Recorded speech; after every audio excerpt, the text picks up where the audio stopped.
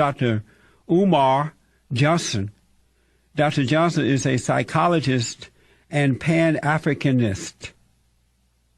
He wrote the book Psychoacademic Holocaust, the Special Education and ADHD War Against Black Boys. Very interesting. I wanted to talk to him about these and other issues. Dr. Johnson, welcome to the show, sir. Good morning. The honor's mine. Thanks for having me. I appreciate you being here, buddy. The first thing I'd like to ask you, just take about 10 seconds or so, what is a pan-Africanist? Pan-Africanist is someone who believes that all African people, irrespective of culture, language, religion, class, or nationality, are members of one human family, and that they should primarily identify themselves as members of that human family before they identify themselves as members of any other group, religious, secular, or otherwise. So we believe that being African is more important and should take precedence over being Christian, Muslim, a Greek, a Mason, or anything else. And the second tenet of Pan-Africanism is that we have an international responsibility to work together in order to collectively improve the conditions under which African people live. Pan-Africanism posits that we can't really rise as separate groups. We have to rise as one because our conditions are so intimately linked in with one another that you can't possibly realize success on the regional or national level without working with the whole international African family. Amazing. And so does that include white people, too, who are born and raised in Africa? Okay. No. Pan-Africanism believes in self-reliance. And so when we talk about Pan-Africanism, we're talking about a self-reliant movement of African people solving their own problems, which is no different than what other groups within the human family do. European Jews primarily work with European Jews. Arabs work with Arabs. These Indians primarily work amongst themselves. So if we look at the way in which most cultures operate, they operate with a degree of exclusivity. And as African people, we reserve the right to also be exclusive. So are you saying that color first, then religion, nationality, and then the rest? Not color, because color is a superficial characteristic. Color is nothing more than a symbol of culture and history and biological connectivity. So we would say African family first. Not all Africans have an obvious African look. Most of us do. You can generally tell who is and is not a direct descendant of the original inhabitants of Nile Valley culture. But not all of us look obviously or phenotypically African. We have Africans who can look European and look like other races because we are the mothers and fathers of all other people. It's not uncommon to see some of us look like other people. But yes, most of us are phenotypically African, but not all of us. So it is the DNA that makes us African. So it's African first and then the rest. But let me ask, in America, this doesn't include Black Americans who were born in this country. We're not a part of that stuff, right? Because we are Americans. But how? No, sir. But how is that? No, I mean, for example, I was born in America, down in Alabama, and I'm 100% American. So I wouldn't be a part of this African stuff, right? No, that's totally incorrect. Pan-Africanism as a philosophy was actually born in the Western Hemisphere. Pan-Africanism came from the Americas. It came from the Caribbean and went to Africa. So believe it or not, ironically, it was created by quote-unquote American Africans. And so when we talk about Pan-Africanism, as I said earlier, in the definition, it includes all African people, wherever we may live. That's the entire purpose of the philosophy, is to make African people understand that regardless of where you may be, you're still African. There's European Jews all over the planet. but they're still European Jews. But I'm not African, though. I don't feel like an African. I don't think like an African. I don't look like an African. Well, that's because of I am post-traumatic 100%. I am 100% American. If you choose to identify politically as an American, not politically, I am an American. Okay, well, allow me to make my statement.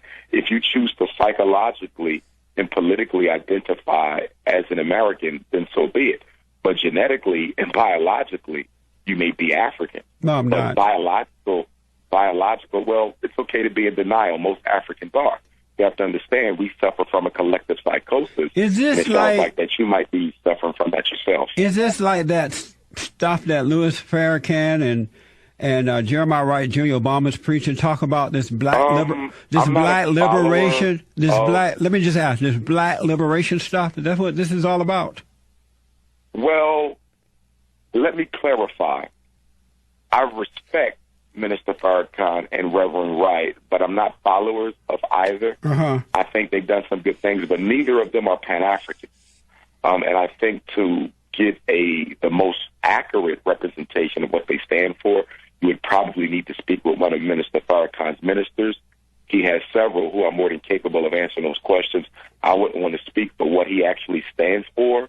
I'm a Pan-Africanist. He's not. So, although we both fight for the liberation of black people, we have two different ideologies. So then, what would you say about this thing that's happening in America? You have black Africans coming here into this great nation, and they're doing very well. They're getting educated. They're starting their own businesses. They have strong families. And the blacks who live here, because they have been whimpering and whining and begging for so long, relying on the government and have their children out of wedlock and looking to the so-called black leadership to do and think for them, they are jealous of those black people who are coming here and becoming more independent. So they're not getting along at all. What would you say about that situation if they're all one? Well, first, I would not agree with your assessment. First off, I do not think that African Americans are jealous of our brothers and sisters. Well, why do they fight with them the way they do with the white folks? Well, if you look at our history under white supremacy, you will find that there has been the engineering of internal differences amongst African people. You see those internal differences at play. So the white man is to blame for that too? Allow me to finish, if I could. I'll be brief. But you see those internal differences at play every day in Africa, where there are no African Americans present, and you also see those internal differences at play here in America, even when Africans from the continent are not here. We have been engineered to work against each other. So the white man is making the black Americans fight against the black African. So blacks don't have any sense at all. Are you saying that? Let me take a break. I'll let you respond when I come back. Dr. Umar Johnson is with me. He is a psychologist and pan-Africanist. He wrote the book Psychoacademic Holocaust and the Special Education and ADHD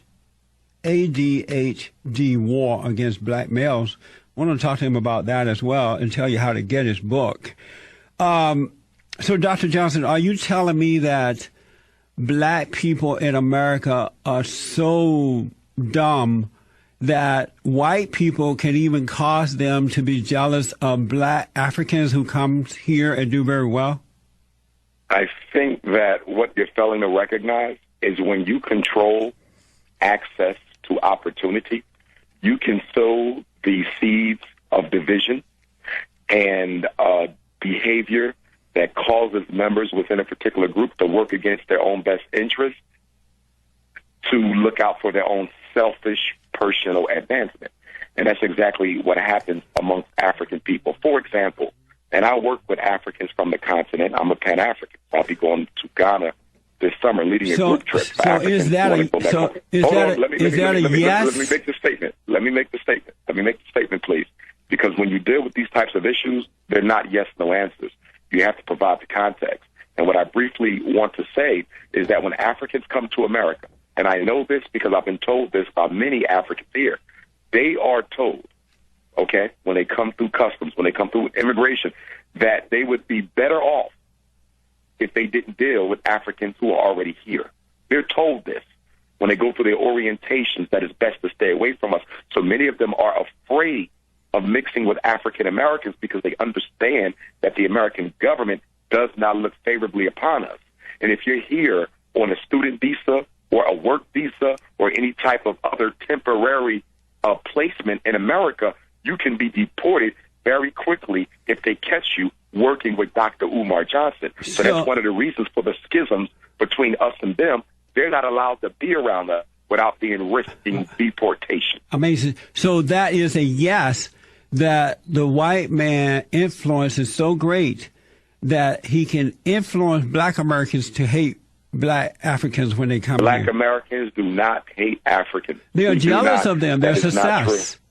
I do not believe that at all. They're always saying that these African jealous of an African. They're always saying that they say that these African people who comes here, the blacks who comes here, think that they are better than we are. So that is jealousy. That's the same thing they said about the whites, the Jews, any group that have done well in this country. Let me say this.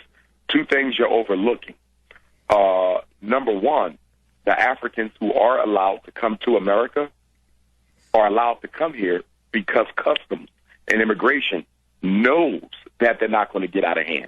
There's a lot of revolutionary pan-Africanists in Africa who have never been allowed to come to America. I have friends in Senegal, friends in Nigeria, friends in South Africa who've been trying to come to America, not to live, just to visit me. And their visas have constantly been turned down. But there are a lot of folks who try to come here and can't get here. Hold on. Let me. The Africans who is allowed to come to America is not the one who's likely to work with African people against white supremacy for our collective betterment. Well, we don't want troublemakers here. Well, I don't consider someone fighting for their rights a troublemaker. When the European Jews stood up against the Nazis, they weren't making trouble. They were defending their human rights. And that's exactly what we do when we stand up. Now, if defending our rights, our human rights, makes us troublemakers, then so be it. But the other thing you're missing is all immigrants who come to America are giving preferential treatment over African Americans because we are not wanted here. The other thing you're missing don't want you is here? All immigrants. Hold on. Who don't want you here, come sir? To America. Doctor. Let me finish this. No, tell me this first. Who don't want you? Who don't want you here? I'm listening to you. No, you're not listening to me. You. Let me make this I ask you a question and you go on and on. 2 seconds. 2 second statement, and that is this. All other non-white peoples who come to America are giving access to capital and resources that allows them the opportunity to build up business and commerce. And the same banks that give them that opportunity practice financial racism against black people, which prevent us from having an opportunity to build up economic infrastructure. Racism is at the root of all of the ills that we suffer, Jesse. We do not control the miseducation system. We do not control the criminal justice system. We do not control the economy. Doctor, hold on. Stop blaming the victim. You said a lot. I need you, my brother, hold on. to stop blaming the victim, and I need you to start loving your people. And I want you to be an argument for your people and not for their oppressors. Doctor, you're saying a lot here. First, are you comparing white Americans to the Nazis? We could. And that's what you're doing? Are you doing that? We could. Yes, we very well could, because I said, are you doing that? Yes, because the extermination campaign, against African men in America is no different than the Nazi extermination campaign of European Jews. They are identical. What is being done to black men now? You have concentration camps in America right now called prisons. 95% of black people in those prisons are not there because they committed a crime. They're there because they cannot afford adequate, decent representation. Well, why did they need representation? Why did they? Hold on. Hold on. Represented on death row. Why did they need representation? Did they do anything that required? Because they've been charged. Okay, so they did something that required them to need it. False crime. Hold on, I want to go back to something else you said.